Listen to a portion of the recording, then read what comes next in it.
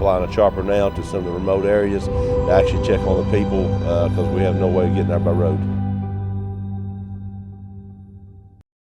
It was an early morning start for Virginia State Police First Sergeant Jeffrey Bush, leaving his home in Asheville around 3 a.m., getting here to the Virginia Highlands Airport around 5:30.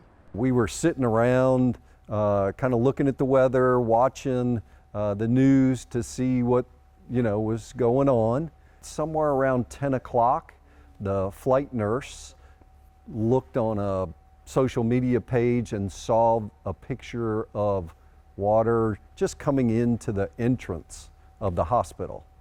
It was around that same time when pilot in training Jacob Culp, who was off that day, decided to come by the hangar, wash his clothes, and get to know the other pilots. Coming in, I had no idea. I hadn't checked the weather that morning because I had kind of checked out. My brain had already turned into mush after training all week. I didn't know anything had gone wrong until I walked into the building.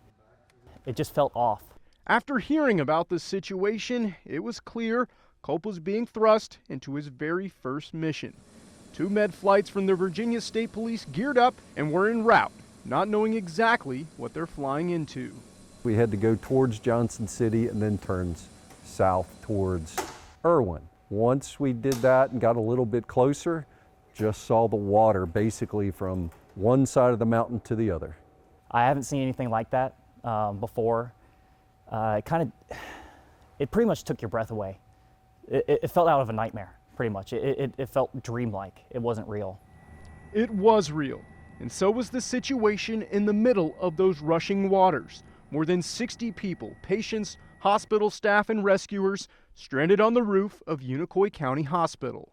Not knowing the structure of the roof, we knew that we couldn't just fully set down, like the helicopters are sitting now. We didn't know what the support was. Basically what I did was touch the roof just enough so I wasn't moving around. So I still had some power and some collective in. So I'm still basically flying the aircraft. With each passing moment, the fear of the building collapsing became worse and worse.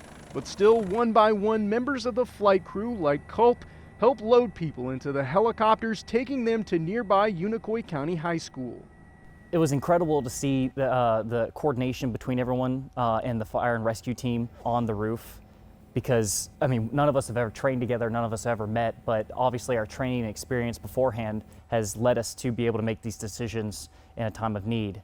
About the 3rd time we landed at the high school, I saw some people in front of the helicopter come out and hug each other. And at that point, I'm so focused on trying to fly this mission and fly this mission safe. Seeing that kind of made me realize that this was pretty serious for them up there. As fuel was getting lower and lower, thankfully the National Guard was able to take over, rescuing the last few remaining on the roof. For me personally, I've personally met people that were there that day, had family on the roof there, and they're just so thankful that we were there to be able to help them. And I'm extremely grateful for my job and being able to be there to assist those people, and I'm glad that we had our incredible pilots be able to respond as quick as they did, and the Virginia State Police was able to assist in this rescue. In Abingdon, Liam Bridgman, News 5, WCYB.